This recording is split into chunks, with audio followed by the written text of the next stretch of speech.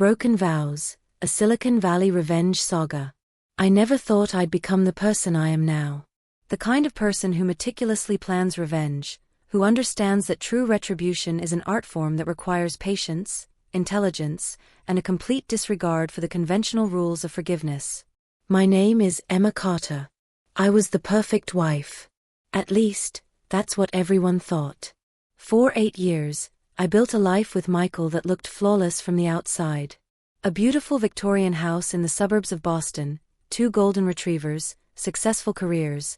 I was a marketing executive, he was a surgeon at Massachusetts General Hospital. We were the couple other couples envied. Until that rainy Tuesday afternoon when everything changed. I came home early from a conference, my presentation cancelled due to a technical issue. The house was quiet, except for a soft sound coming from Michael's home office. I remember the specific shade of gray outside the window, the way my wet shoes left prints on the hardwood floor, the subtle scent of lavender from the candle I'd lit that morning. The door was slightly ajar.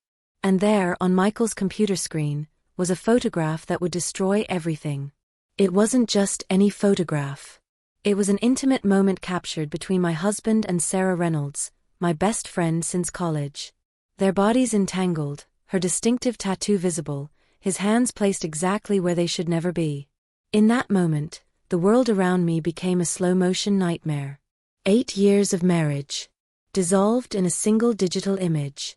I didn't scream. I didn't cry. Instead, a cold, calculated calm washed over me.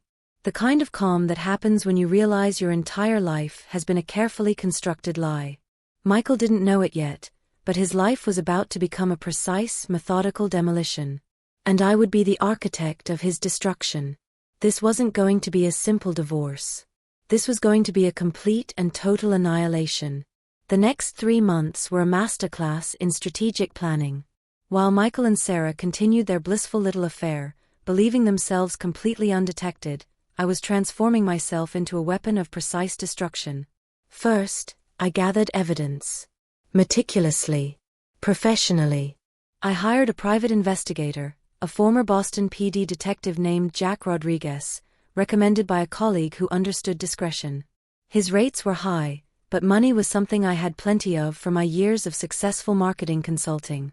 Comprehensive documentation, Jack told me during our first meeting in a quiet downtown cafe.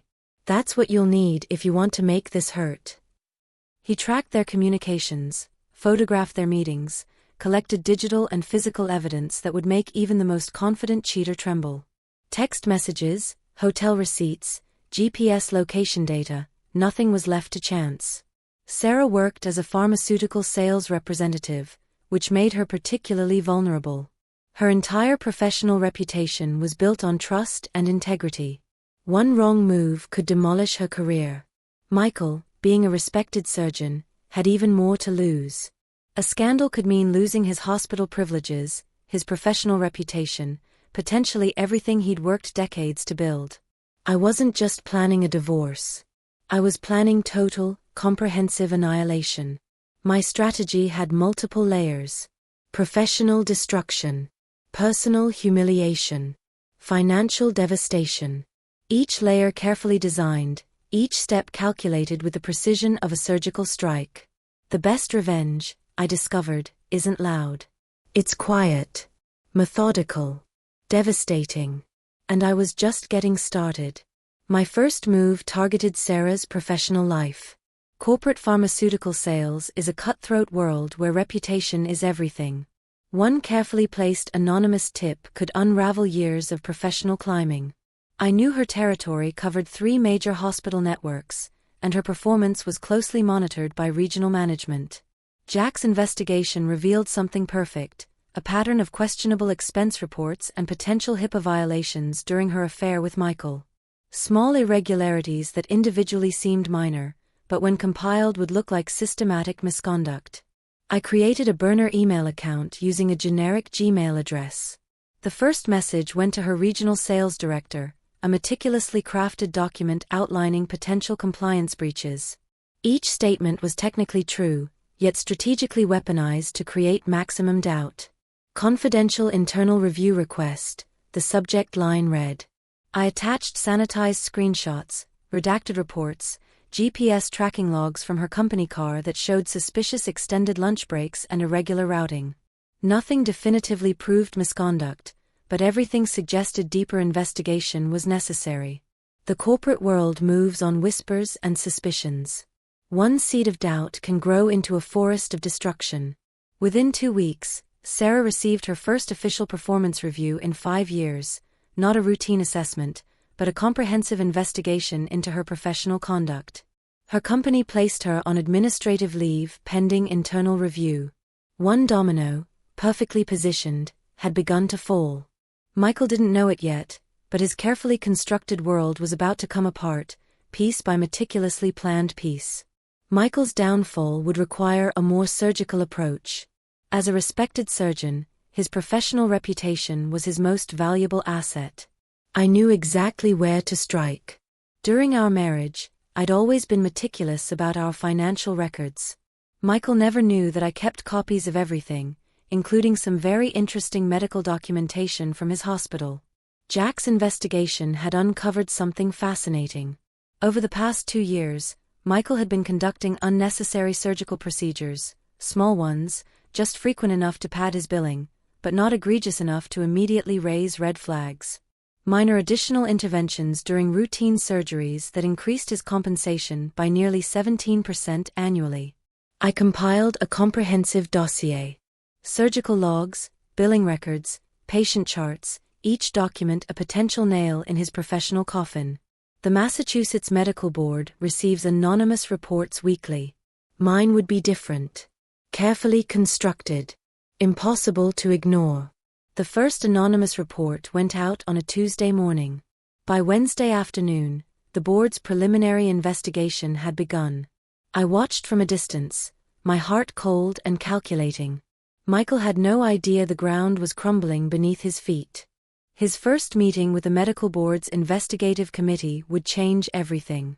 The next phase required something more personal. A public exposure that would strip away Michael's carefully constructed image of the perfect husband and respected surgeon. I knew his social circles were everything to him. The medical community in Boston was tight-knit, and reputation meant everything. A strategic leak could demolish his social standing faster than any professional investigation. I created an anonymous blog, Truths Unspoken, and began crafting a narrative that would fascinate and horrify his professional and social networks. Each post was carefully written, using just enough truth to be believable, just enough mystery to keep people reading. The first post went live on a Friday night. When Doctors Betray, a story of infidelity and moral collapse. I used publicly available information, blending facts with strategic implications. No direct accusations, just enough breadcrumbs to make people start asking questions.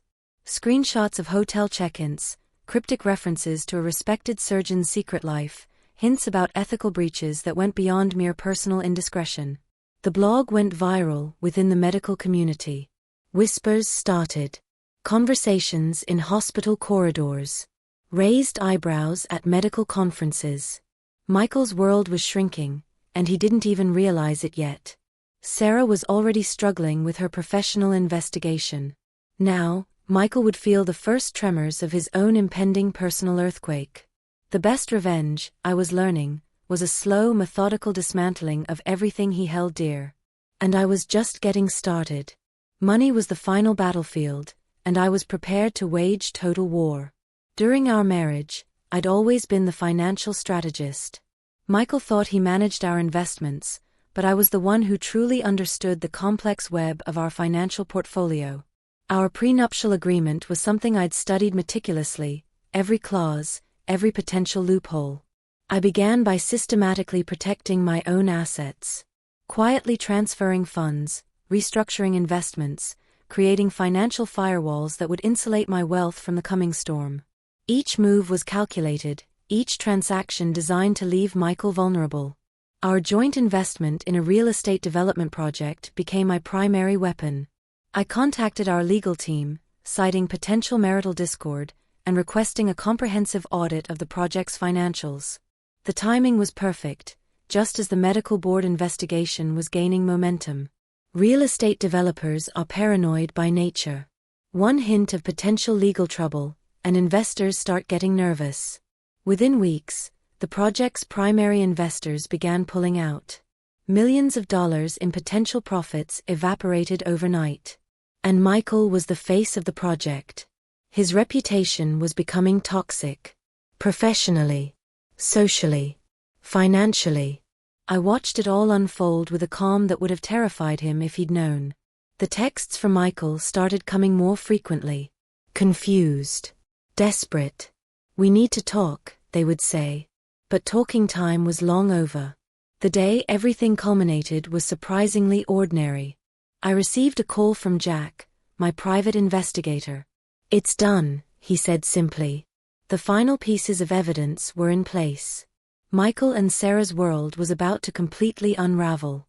The Massachusetts Medical Board had completed its investigation. Michael was facing potential license suspension. Sarah's pharmaceutical company had terminated her employment, citing significant ethical breaches. Their once perfect affair had become a public disaster. I orchestrated the final move with surgical precision. A meticulously prepared document package was delivered simultaneously to 3 locations: Michael's hospital, Sarah's former employer, and local media outlets. Each package contained comprehensive evidence of their affair, professional misconduct, and the intricate web of lies they'd constructed. By noon, Michael's phone was exploding with calls. His colleagues, his family, potential employers. Each call a nail in the coffin of his previously pristine reputation. I sat in my downtown Boston apartment, watching the chaos unfold on social media and local news channels. The story was spreading like wildfire. A respected surgeon and a pharmaceutical sales representative, caught in a web of personal and professional betrayal. Their lives were burning, and I was the architect of their destruction. But revenge, I was learning, is a complex emotion. Watching their world collapse, I felt something unexpected creeping in. Not satisfaction. Not joy. Something closer to emptiness. The silence after the storm was deafening. I had won. Completely and totally. Michael and Sarah's lives were in ruins, professionally destroyed, personally humiliated, financially devastated. Every single calculated move I'd made had landed with precision. But winning felt different than I'd imagined. Jack called one last time. "It's finished," he said. "Anything else you need?" I realized I didn't know the answer. The revenge I'd planned for months, no years, was complete. Yet something inside me felt hollow. Empty. The carefully constructed plan that had consumed my every waking moment now left a strange vacuum. Michael attempted to contact me multiple times. Desperate texts. Voicemails begging for a conversation. I ignored them all. But then came the unexpected twist. A manila envelope arrived, delivered by a courier. No return address. Just my name, carefully typed. Inside was a single photograph. Our wedding day. Me and Michael. Young. Happy. Before everything fell apart. On the back, a handwritten note in Michael's familiar scrawl. I know what I did was unforgivable. But our story was more than just this betrayal. For the first time since discovering their affair, I felt something crack inside my meticulously controlled emotional armor. Revenge, I was learning, is a double-edged sword. And sometimes the person most damaged is the one holding the blade. The photograph haunted me. Years of marriage didn't simply disappear with one act of betrayal. Our history was complicated, beautiful moments intertwined with the painful truth of Michael's infidelity. I began to understand that my revenge, while methodical, had consumed me entirely. I had become a version of myself I barely recognized, cold, calculating, driven by a singular purpose of destruction. Therapy helped. Slowly, painfully, I started to unpack the emotional wreckage of my journey. My therapist, Dr. Elena Rodriguez, helped me see that true healing wasn't about destroying Michael and Sarah, but about rebuilding myself. Revenge, she told me during one particularly difficult session, is like drinking poison and expecting the other person to die. The legal proceedings dragged on. Michael's medical license was suspended pending a full investigation. Sarah's career in pharmaceutical sales was effectively over. They were both navigating the profound consequences of their betrayal. But something unexpected happened. About 6 months after everything unfolded, I received a letter from Michael. Not a plea for forgiveness. Not an explanation. Just a simple acknowledgement of his profound mistake and its impact on my life. I destroyed something beautiful, he wrote. And I will spend the rest of my life understanding the depth of my betrayal. Healing, I was learning, wasn't a linear process. It wasn't about winning or losing. It was about understanding, growing, and ultimately finding a way to move forward. The end. Don't forget to like, comment, and subscribe for more incredible content.